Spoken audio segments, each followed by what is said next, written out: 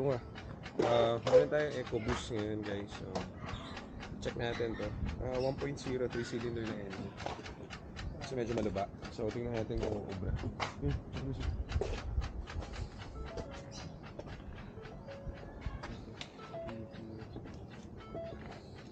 Ay, yan. Ito si Master Scanner. Valid PCM.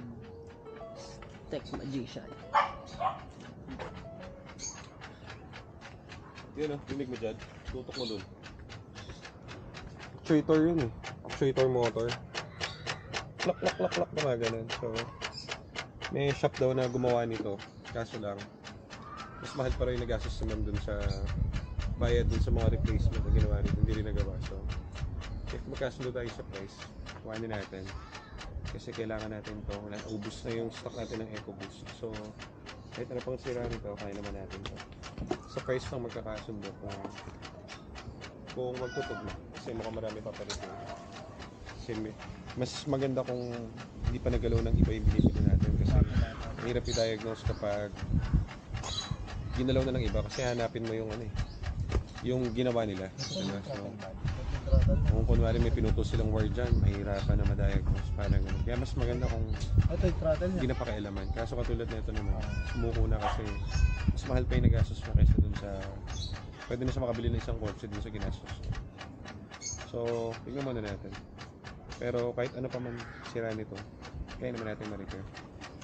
Kaya natin gawin bago ulit.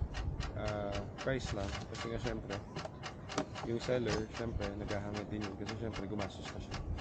So, tingnan natin kung magtutugma yung price natin sa price niya. Kasi, hindi pa pwede itong ganito lang. Kailangan ito gagawin talaga sa mabusisin project. So, tingnan natin kung all goods. Abangan nyo. Okay. Alam mo ba? Yung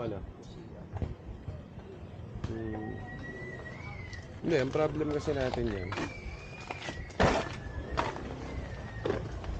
Hindi naman, Nico. Hindi naman bibigay ni ma'am ng presyong, Sira. Oo. So, meron tayong EcoBoost dito, sira. Hindi maanda. Yung pakita ko ng resibo sa amin, i-reverse kasi Hindi bibigay. So, kahit na gawin natin ngayon yan, nonsense lang. So, offer na lang natin.